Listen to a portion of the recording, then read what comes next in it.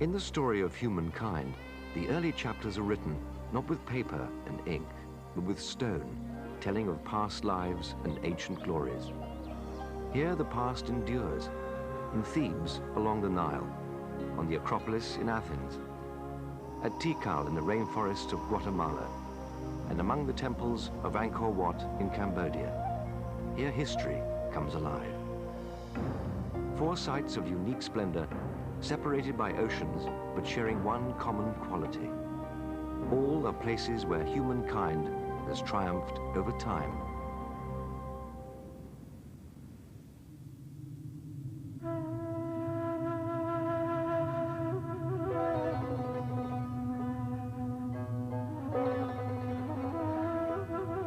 The Sahara, largest desert on Earth. Most of it is uninhabitable, most of it completely barren. But on its eastern edge, the desert gives way to a world of unimaginable fertility, sustained by the yearly flooding of the Nile River.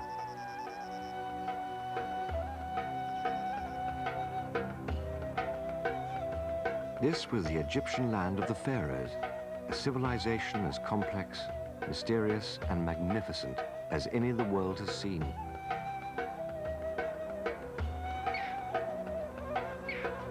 The steady flow of the Nile brought prosperity to Egypt. Beginning over 5,000 years ago, these lands saw 31 dynasties of pharaohs, a record of stability unmatched by any other people. Today, there are no pharaohs, but life has not changed greatly since that distant time.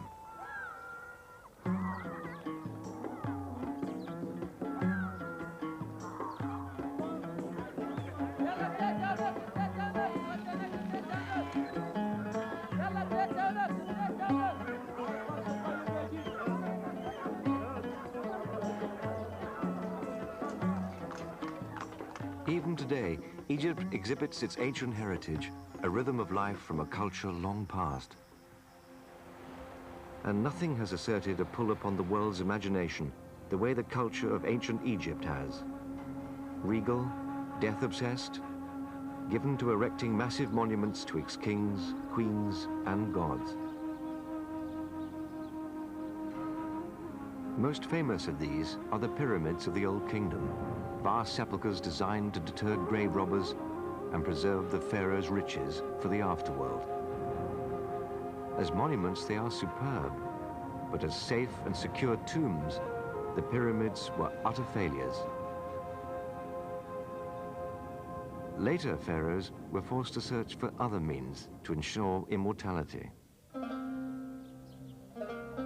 1,000 years after the construction of the pyramids, a new kingdom emerged, and the pharaohs tried again.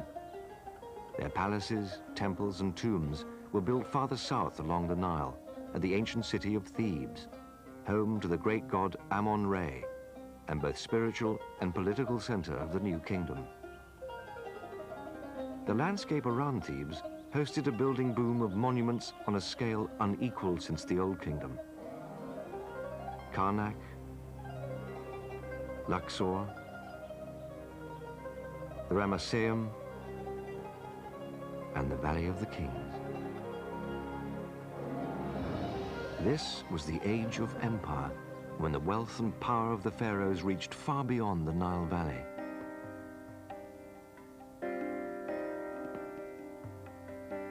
Rulers from kingdoms as far away as China sent tributes to the great kings of Egypt. Their names still echo from distant history. Hatshepsut, the only woman in history who crowned herself pharaoh. In statuary, she had herself portrayed with the pharaoh's ceremonial beard. She built her tomb not in the Valley of the Queens, where other women of the royal line were interred, but alongside the pharaohs in the Valley of the Kings. Hatshepsut's final resting place dwarfed all but the pyramids in size and grandeur. Who knows what riches her tomb would have held had it not been pillaged over the years by determined thieves. Hatshepsut reigned for more than 20 years before her stepson and rival, Thutmosis III, usurped her throne. in a determined campaign of historical obliteration, he had all images of his stepmother destroyed, literally chiseled from her monuments. A century later, the pharaoh Akhenaten attempted a religious revolution, replacing Egypt's time-honored pantheon of gods with a single, all-powerful deity. His queen was the stunning Nefertiti, said to be the most beautiful woman who ever lived. They were deposed by powerful priests who placed a 9-year-old boy on the throne, Tutankhamun, whose tomb yielded golden treasures that astonished the world, shedding new light on the abundant riches of ancient Egypt. But of all these powerful pharaohs, one best survived the erosion of time. 40 years after Tutankhamun's death, Ramses II assumed the throne. Born in 1304 BC, he became the greatest king of the greatest age of Egypt. Sharp-featured and imperious, his light hair dyed red with henna, Ramses stood out. He ruled for 67 years, not just as Ramses II, but as Ramses al-Akbar, Ramses the Great. If for nothing else, history will remember Ramses as the pharaoh who cast Moses and the Israelites out of Egypt. But he was many other things in his long lifetime: historian, warrior, peacemaker, and father. By the time he ascended to the throne at the age of 25, Ramses already had 5 sons and 2 daughters.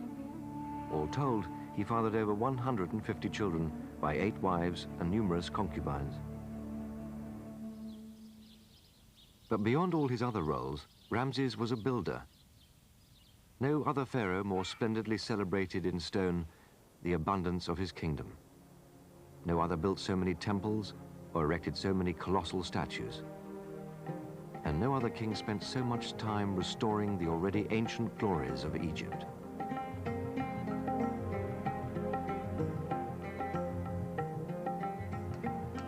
Ramses was a young man when he began to restore the temple of Luxor, the ancient birthplace of the sun god Amun-Re. He transformed the temple, creating new halls, shrines, and courts.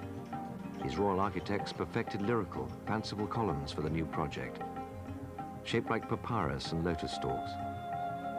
Ramses dedicated statues to himself and to his favorite queen, Nefertari, who is sometimes shown standing obligingly at his knee.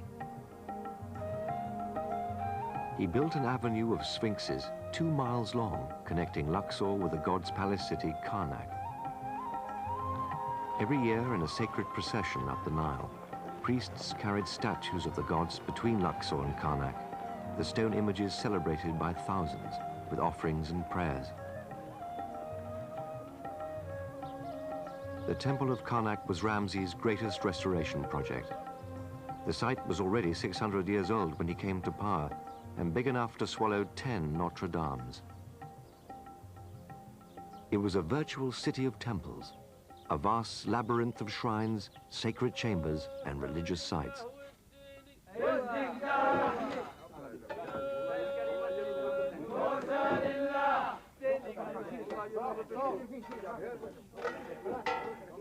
Archaeological teams like Francois Larcher's are excavating the ruins, painstakingly rebuilding the structures as they once stood. Today, less than 1/4 of the city remains standing. It has taken Francois' team 7 years to piece together how this site once looked. It will take years more to reconstruct.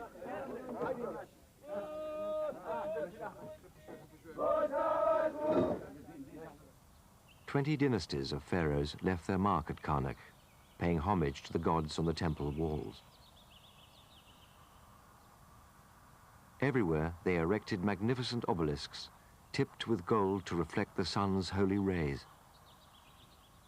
Ramses was no different. He too left his mark at Karnak. One of the ancient world's architectural masterpieces, the hypostyle hall is still the largest column chamber anywhere. Ramses completed this building project begun by his father, Seti I, carving legends of the gods on every column. But Ramses devoted as much time to glorifying himself as he did the gods. He commissioned huge murals boasting of his victory at Kadesh in Asia Minor, where he single-handedly held off an attack from Egypt's enemy, the Hittites, or so he claimed. It was a story Ramses would tell in stone over and over again throughout his reign, each version more elaborate and more heroic than the last. In a sense, he was the world's first great self-promoter. The final outcome of Ramses' war was not a victory, but a negotiated peace, concluded by Ramses' marriage to the Hittite king's eldest daughter. Etched in stone on Karnak's walls in 1259 BC, it was the world's first international peace treaty.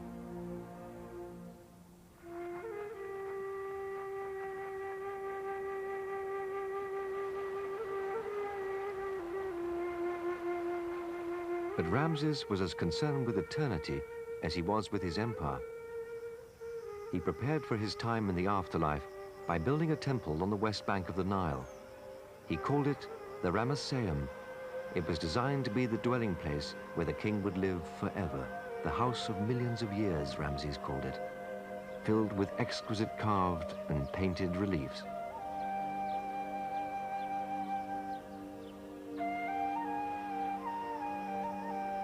A giant statue once stood guard here.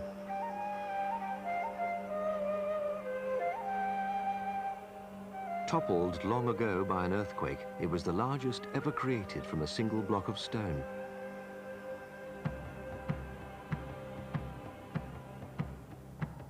Yet Ramses' greatest building project was not at Thebes at all, but far to the south, at Abu Simbel, in the Egyptian land of Nubia.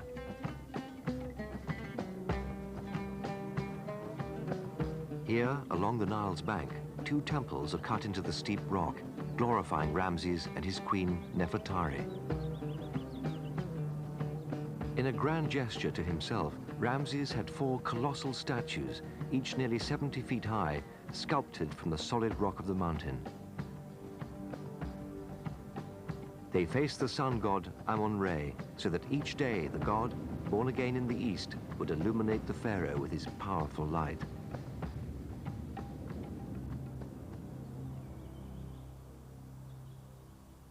Inside the temple, 8 statues of Ramses, depicted as the god Osiris, stand vigilant and serene, guarding the inner sanctum that only the holiest of priests could enter.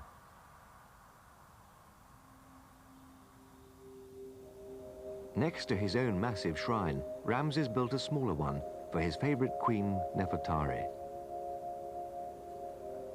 As a testament to his esteem for her, he rendered their statues in equal size, a first in Egyptian history. Ramses ordered that Nefertari also be deified and consecrated as the goddess Hathor, light to the sun god Amun-Re.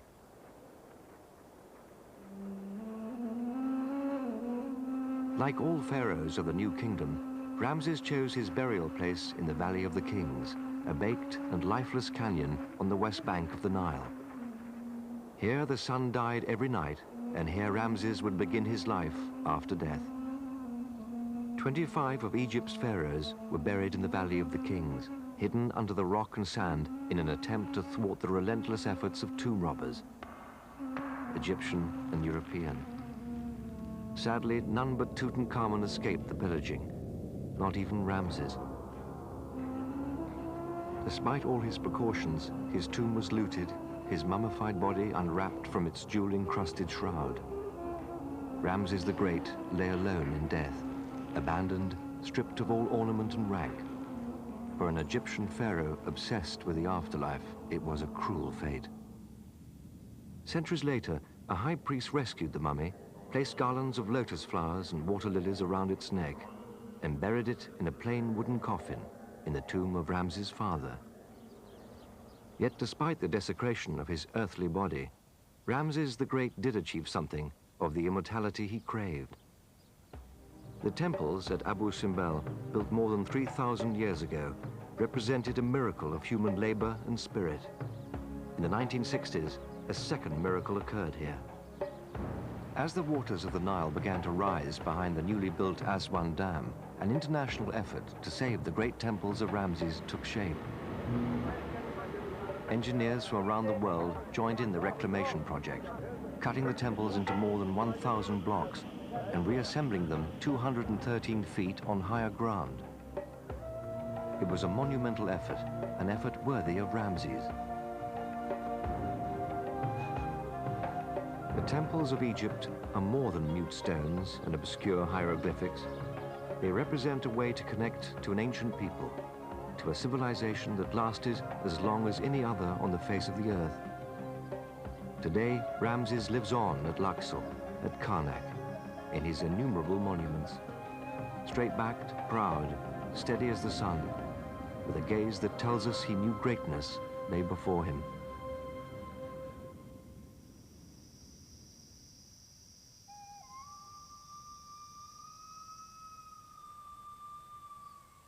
In the rainforest of northern Guatemala, the dense jungle defies the encroachment of man, even today.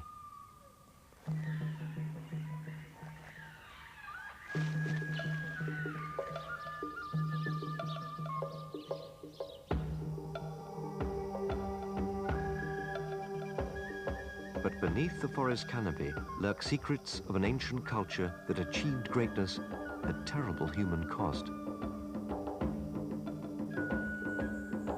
This was the civilization of the Maya, and they thrived here for more than 1,000 years. At a time when Europe was still trapped in the Dark Ages, the Mayan people developed a society marked by grand achievements in mathematics, astronomy, agriculture, and architecture. But at the heart of Mayan culture lies a mystery. Their sophistication, their high level of knowledge and learning, was matched with a tradition of human sacrifice and ritual torture. Such is the paradox of the Maya. How could a people so advanced be wedded to the gruesome and primitive practice of blood sacrifice?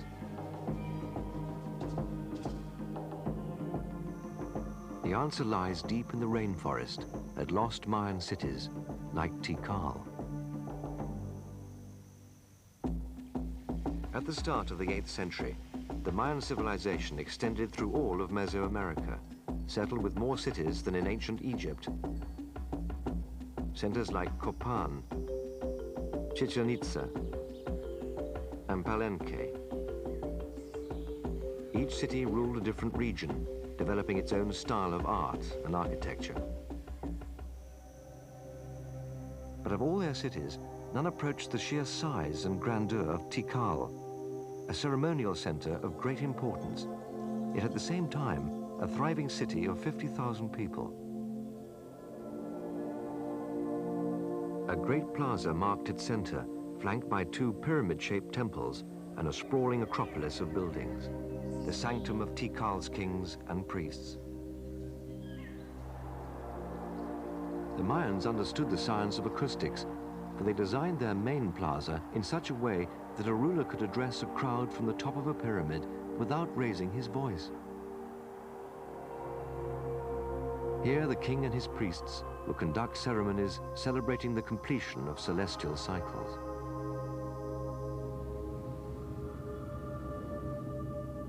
They would make offerings to the god Chark to ensure the coming of rain.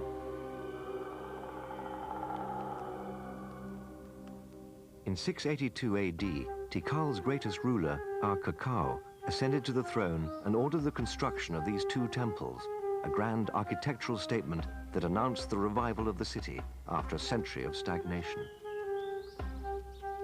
When the grand temple was completed, the king's architect left his signature, a palm print above the doorway. Without benefit of metal tools, wheels, or draft animals, the Mayans built on an enormous scale.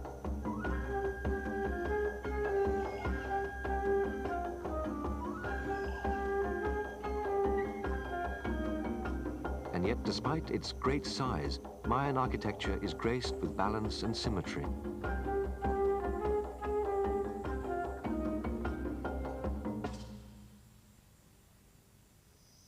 Their temples were aligned with the path of the sun and moon during the seasonal equinoxes and solstices. The homes of Arkakau's royal family, his priests, architects, and retainers, looked out onto spacious gardens and courtyards, carved out of the encroaching jungle, a jungle that they respected and honored as the wellspring of their existence.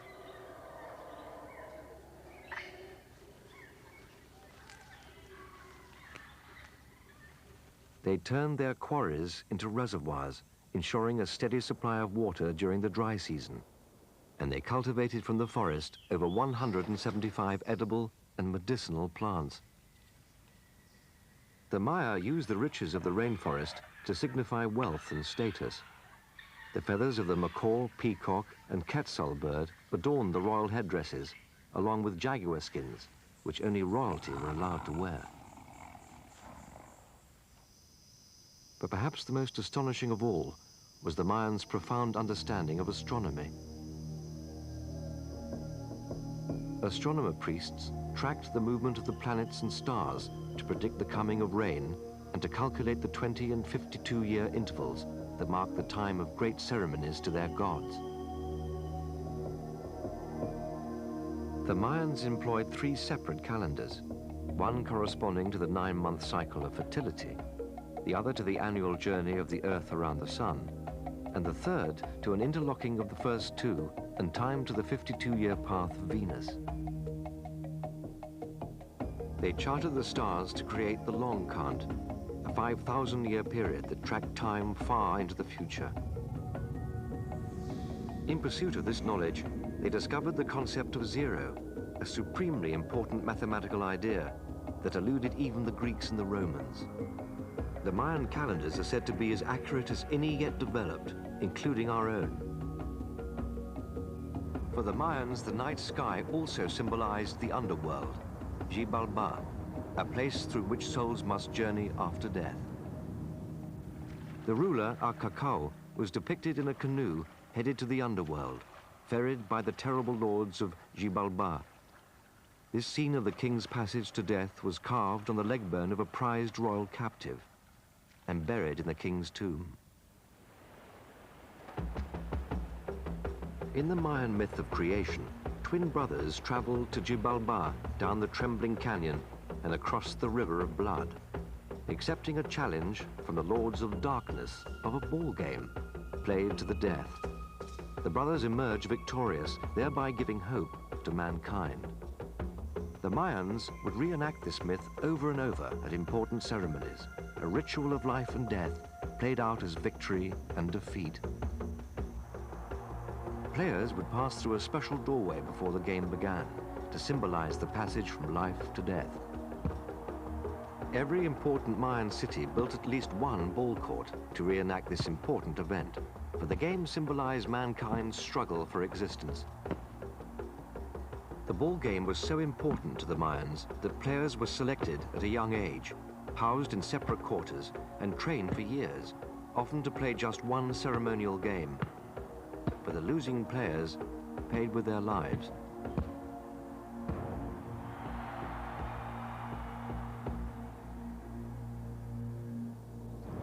Bloodletting and sacrifice were the price Mayans paid to ensure their well-being. They would cut their flesh with obsidian blades or pass a barbed rope through a cut in their tongue. By letting blood, kings would summon forth their ancestors to receive their blessing.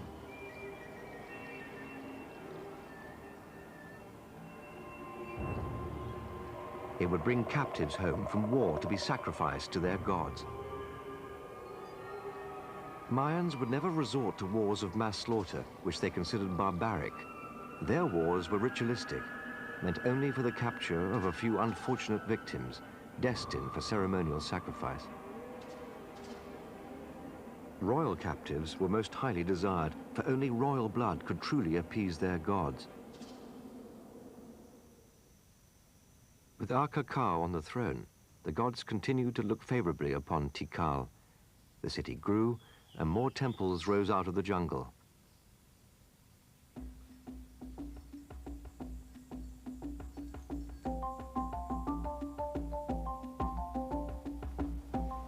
Merchants extended their trade routes even further, traveling by canoe over floodplains and canals, for shells from Tulum on the Mexican coast and jade from Copan in nearby Honduras.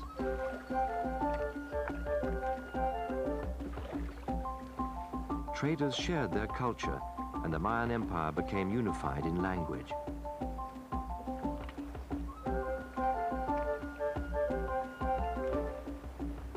But the land had found its limit. Overpopulation and drought put too much of a burden on the jungle.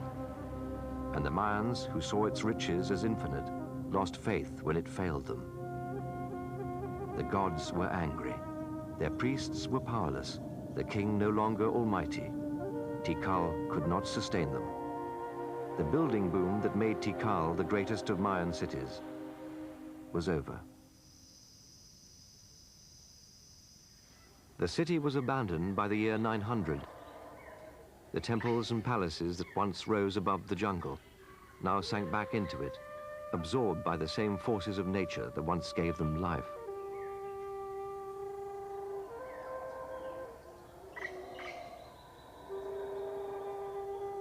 It wasn't until the mid-19th century that Tikal was found again. In 1847, a Spanish tree cutter climbed above the jungle canopy and saw the top of a temple jutting above the growth. "I found a lost city in the jungle," he reported. "You found Tikal," the local Indians told him.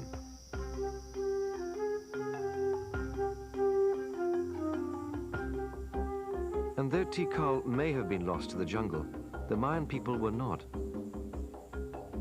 Despite the cruelty of the Spanish conquistadors and the social turmoil of modern Guatemala, the Mayans are still here, speaking the ancient language, keeping the traditions and culture of their ancestors alive.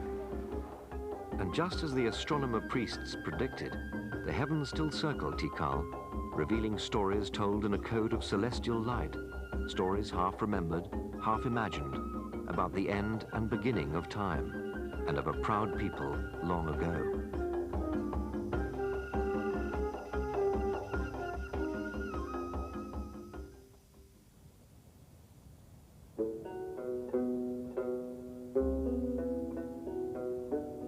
On a hilltop above the Aegean, two powerful gods held a contest to see which would become the patron of a great people. Poseidon, god of nature, the sea, of storms and of earthquakes, struck his trident into the rock and offered a priceless gift: the waters of the sea. Athena was goddess of wisdom, intelligence, agriculture, the arts. She had no thunder and lightning at her command. She merely brought forth a small tree, the olive, bearer of oil and fruit.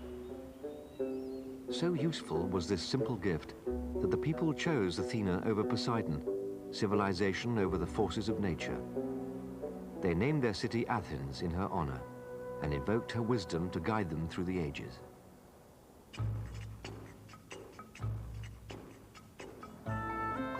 The white light of the Mediterranean and the rugged Greek countryside fostered a fiercely independent people.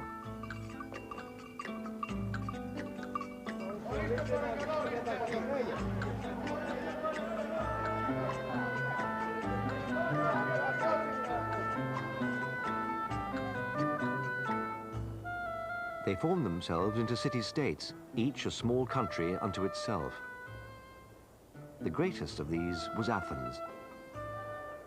5 centuries before the birth of Christ, it reigned as a wealthy and worldly political power, the commercial leader of the Eastern Mediterranean. Her traders reached out to the ancient civilizations of Egypt and Mesopotamia, absorbing influences, shaping Greek thought. And in the 5th century BC, Athens witnessed a glorious flowering of human thought and culture. The greatest historians, dramatists, philosophers were all Athenians. But the boldest new idea to come out of Athens was a simple one: that a people, the demos, could be trusted to govern themselves. They called it democracy. This was the golden age of Greece, and it found perfect expression in a massive temple complex built upon Athens' most sacred site, the Acropolis. Constructed to celebrate the gods, it would endure as a monument to the glory of man. In 480 BC, the site was in ruins, destroyed during a war with the Persians. 20 years later, Pericles, Athens' leader, persuaded the populace to rebuild. He hired the greatest architects of the time, enlisted master stonecutters, built cranes and hoists to create a Parthenon and other temples and statues grander than had ever been attempted before. The gateway to the Acropolis was called the Propylaea, a great public entrance hall that demonstrated the economic power of the new Athenian democracy.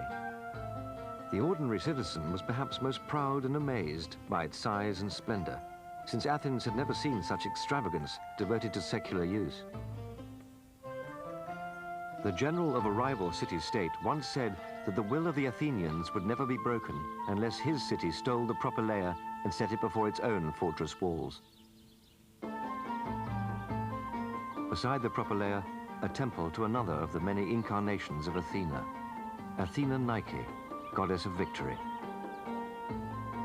The temple, with its breathtaking view to the sea, served as a lookout post, protecting the city from invasion. A statue of the goddess stood before the temple, holding a pomegranate in one hand, the symbol of valor at war. On the northern edge of the Acropolis stands the Erechtheion, with its odd, asymmetrical shape and beautiful, mysterious caryatids, supporting pillars in the shape of women. Of these 6 figures, 3 gracefully bend their left legs and the other 3 their right, creating in this building a lightness and balance unlike any other in the ancient world. A huge bronze statue of Athena stood at the center of the Acropolis, her glinting gold helmet visible to homecoming sailors approaching from the south. Finally, crowning the city on the hill, one of the greatest architectural masterpieces of the Western world, the Parthenon.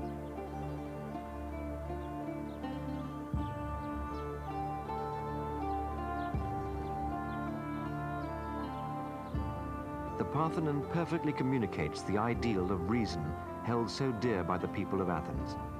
In proportion, it is ruled by the golden mean, the perfect ratio of 9:4, which dictates the dimensions of its front and sides. Extraordinary and ingenious stratagems, tilting the columns a single degree, making the porch rise slightly in the middle, trick the eye into an illusion of perfection. 92 marble panels border the temple, representing the Trojan War and other struggles, both divine and mortal. Directly behind the columns, a frieze circled the building, depicting the procession to the Acropolis that took place once every 4 years to honor the goddess Athena. But some historians suggest that the frieze, in fact, commemorates a darker episode, an ancient king who offered his own daughters for sacrifice to save Athens from destruction. The pediments atop the front and back entrances depicted the birth of Athena and the famous contest between Athena and Poseidon. Although only fragments remain, these sculptures are considered among the finest pieces of art the ancient world ever produced. A 38-foot statue of Athena Parthenos, Virgin Athena, occupied an interior chamber accessible only to priests and initiates. It was covered with ivory and 1,000 kilos of gold.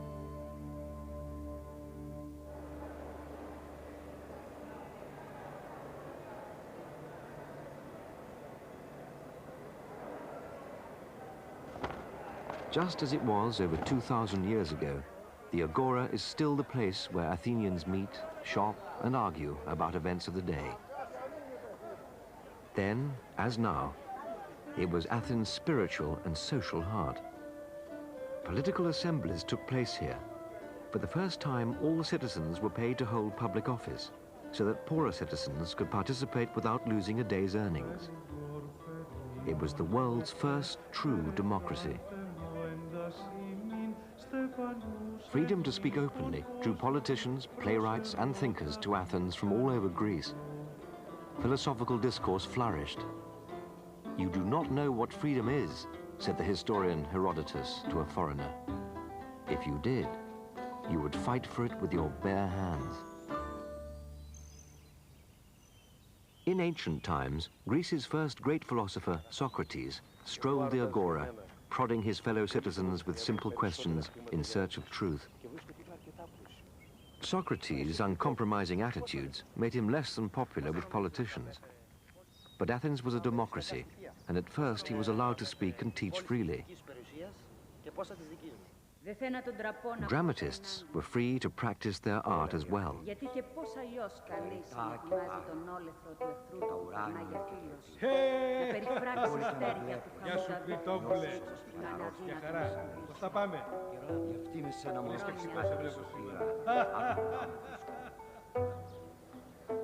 Modern drama was born in Athens.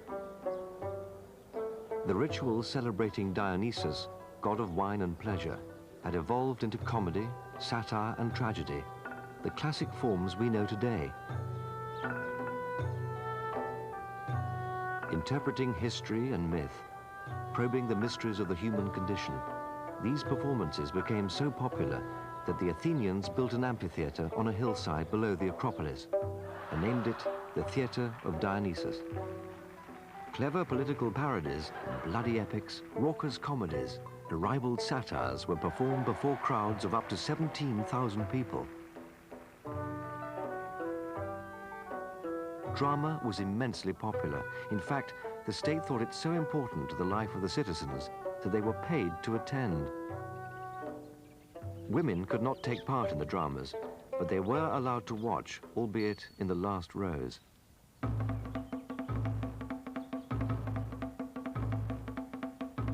Despite the Athenians' belief in themselves as masters of their fate, they equally allowed themselves to be ruled by their gods.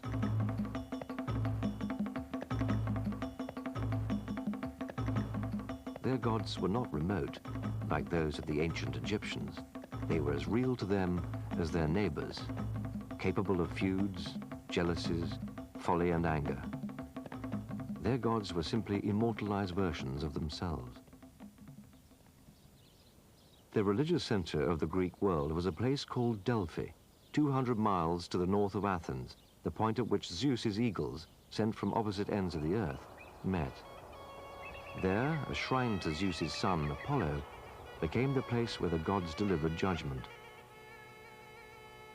At Delphi, Apollo, the god of prophecy, spoke through an oracle, a priestess in a deep trance, cryptic phrases interpreted for the faithful by priests with the ambiguity of all good fortune tellers.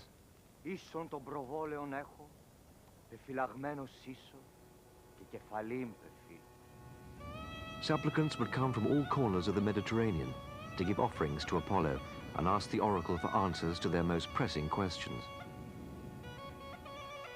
A fortune in gold was offered to Apollo, housed in separate treasuries, lining the sacred way to the shrine. King Croesus of neighboring Lydia sent 200 pounds of gold and then asked the oracle if he should go to war against the Persians. The oracle answered, "March against the Persians and a great empire will be destroyed." Croesus marched and an empire was indeed destroyed, his own.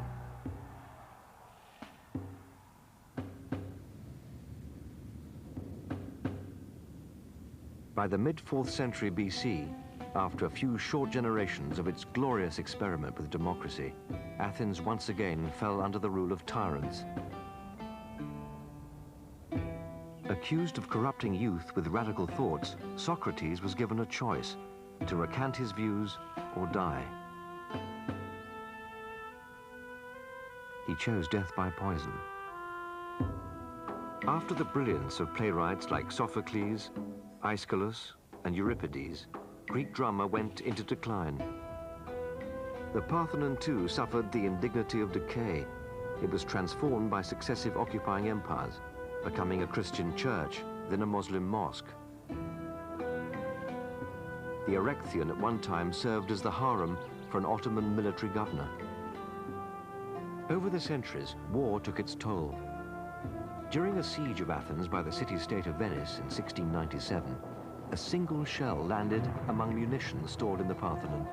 The resulting explosion tore off the roof and gutted the interior. Despite the ravages of nature and man, A valiant effort is being made to keep the structure intact for future generations.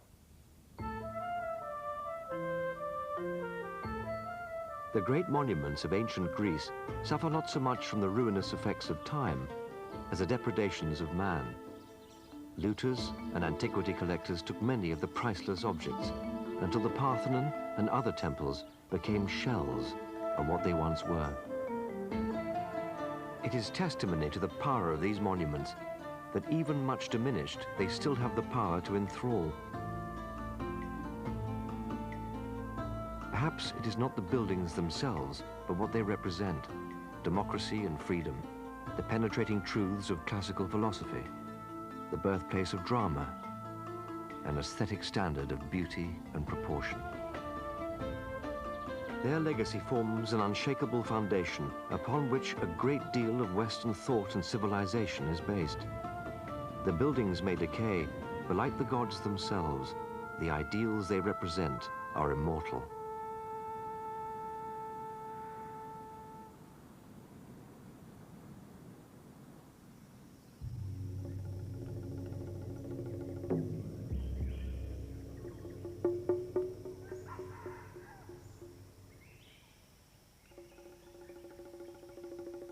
At first, they appear to be mere blocks of stone.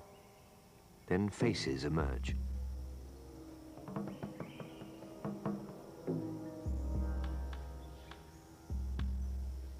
And suddenly, there are dozens, hundreds, smiling inwardly, timeless, at peace. Who was this man? God? King? Buddha? His secret, and those who built this place, had lain hidden in the Cambodian jungle for 4 centuries. This mystery in stone exists in a place called Angkor, the great temple city of an empire long forgotten. That city still survives, embracing the people who live here today.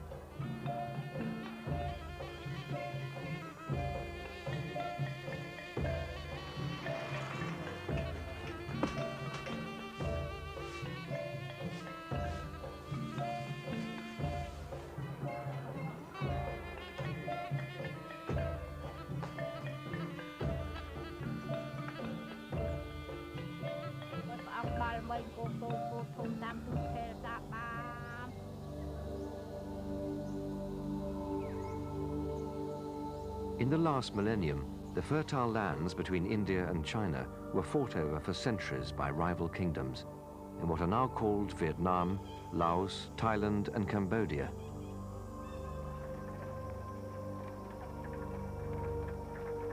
But in the year 802 AD, a new king ascended to the throne in Cambodia, establishing a dynasty that would last more than 600 years. His people were called the Khmer, as Cambodians still call themselves today.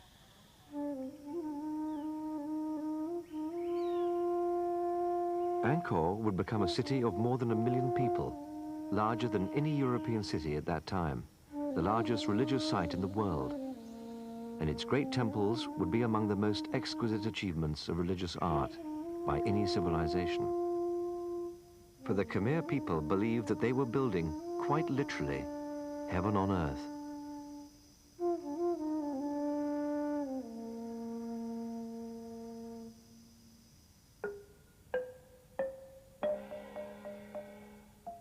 The Khmers already worshipped the great Hindu gods of India. But by the 9th century, the Khmer kings decided to make themselves gods as well, gods on earth. And so each king built himself a temple that would be an earthly gateway to heaven.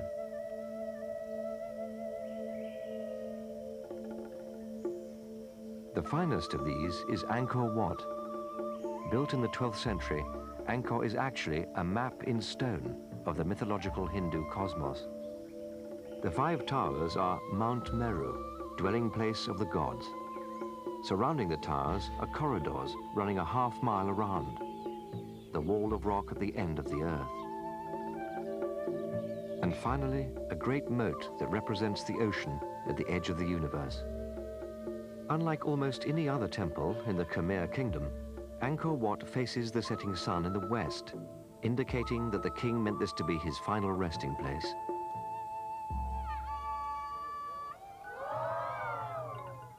The stories of the Hindu book of myths, the Ramayana, are laced with tales of daily life from past ages. People still respond to these stories as if they happened just the other day. Full of folk wisdom and earthy humor, the Ramayana stories link these people to their rich past, preserving it for their generation and the ones to come.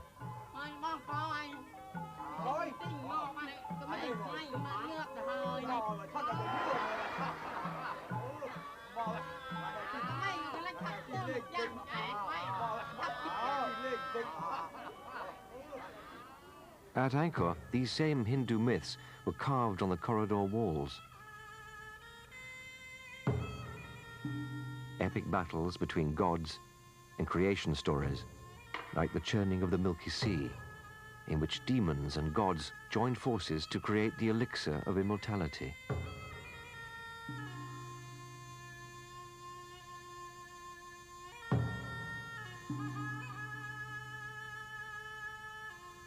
They are attended by hundreds of delicately carved apsaras, seductive nymphs who inhabit the heavens.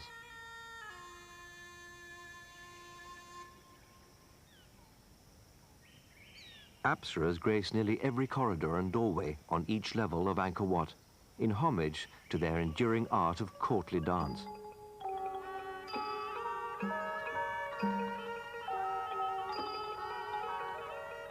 These court dances dramatize many stories, like that of Sita, the beautiful wife of Rama, and their adventures in and beyond the royal court, always with good triumphant over the evil demons and other dark forces.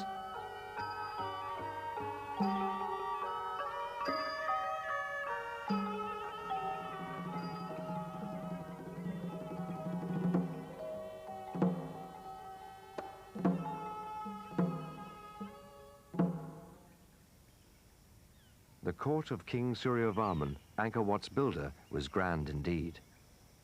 Processions were common. He even had a platform built at the east gate so that he could mount directly onto his elephant, no staircase needed.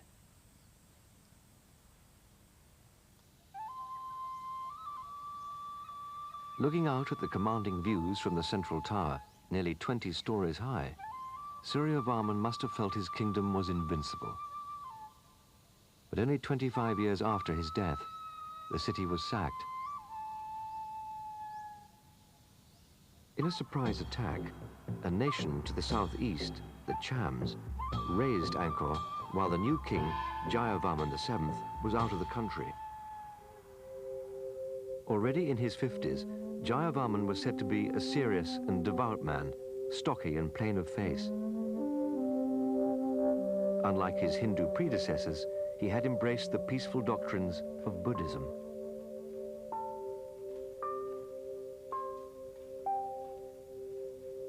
The sacking of Angkor roused him. He returned not only to crush the Cham invaders, but to become the greatest Khmer builder of all time.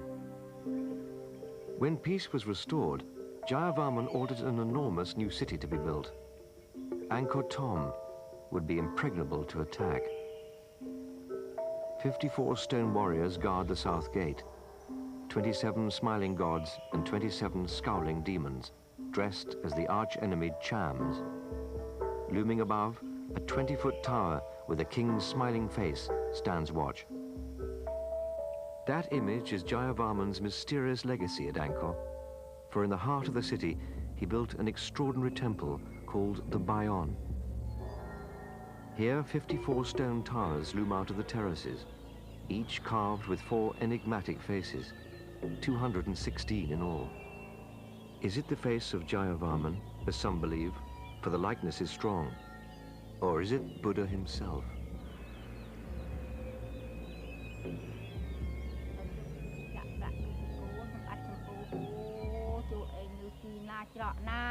Ôi bà ông bà mình cô tôi cô thôm tam tư thề sa bám sọ chừng đơn của mình chia chia nó lấy ôi chụp tầng pria ប្រទេសទាំងធ្វើឆ្លងវាលធំវាល3អីរហូតបានអាយុវែងទាំងអស់គ្នាព្រះអង្គអើយបានសុខសប្បាយ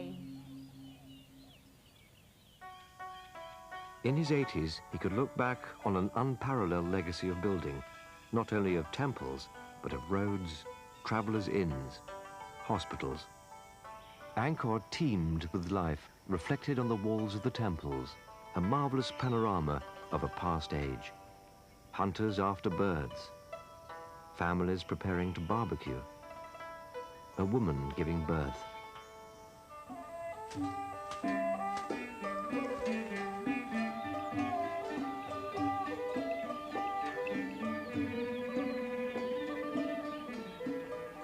The rhythm of life follows the rhythm of the land, much as it did hundreds of years ago. At Angkor, the ancient Khmer kings built vast waterworks to trap the lakes in the monsoon season. Soon, the land was producing 3 and even 4 rice crops a year, creating a prosperous leisure class and an increasingly extravagant lifestyle at court.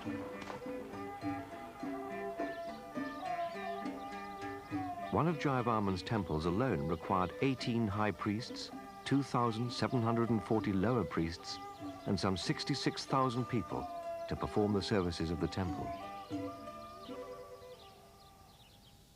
Jayavarman built terraces ringed with great stone elephants, where members of the court played polo against the commoners. Angkor's splendor became renowned throughout Asia. In the year 1296, some 70 years after Jayavarman's death, a Chinese envoy named Chow Tao Quan observed the Khmer court. He wrote of waiting women in flowered robes, carriages drawn by horses ornamented in gold, and magnificent court spectacles of music and dance. Like this telling of the story of Hanuman, the monkey god, and his effort to rescue the beautiful cedar from the demon's palace.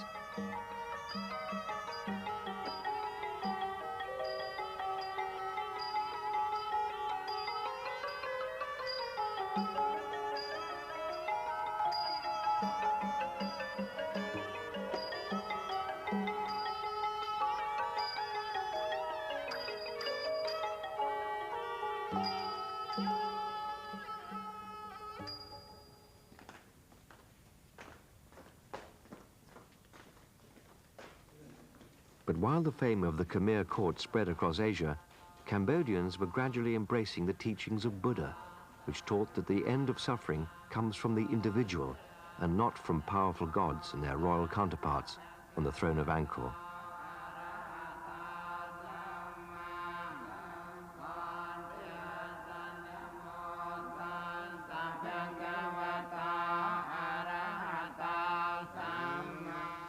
Eventually, the lavish temples became merely the folly of princes, their extravagant upkeep straining the treasury. New rulers neglected Angkor's costly reservoirs and canals. Crops failed. Mosquitoes breeding in the stagnant pools spread malaria. The empire was vulnerable. And in 1432, it was crushed for the last time. Invading armies from Siam destroyed the great city of Angkor, dragging booty and slaves back to their capital. They left the great temples to be devoured by the jungle. 4 centuries later, French archaeologists deliberately left one of the ruins just as they found it, a vivid reminder of the threat of Angkor's deterioration.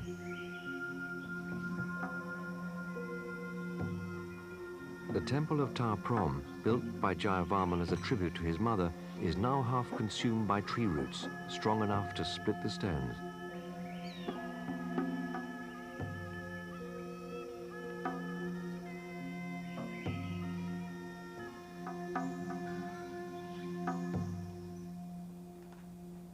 In the nearby town of Siem Reap, Cambodian preservationists restore Buddha figures, rescuing them from the encroaching jungle and the predations of terrorists and vandals that have plagued Cambodia in this war-torn century. Their work here is not merely craft, it is an act of faith. During the 1970s, the Khmer Rouge tried to eradicate traditional art and culture by a reign of terror.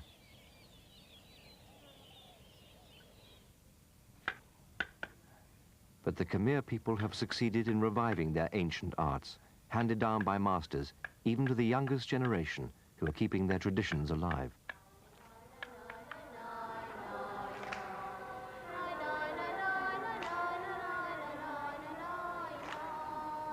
In the smallest gesture, these people, like the great kings of Angkor, are consecrating their own corner of heaven, ensuring that the eyes of Buddha will be ever watchful over this place.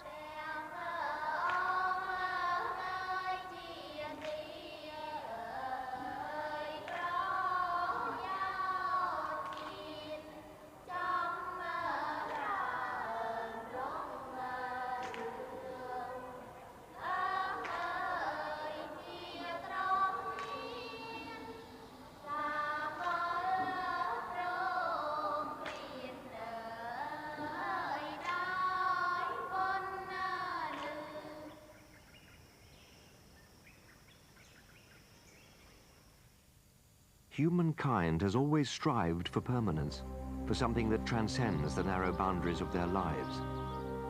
These splendors are a symbol for the stubborn insistence of the soul.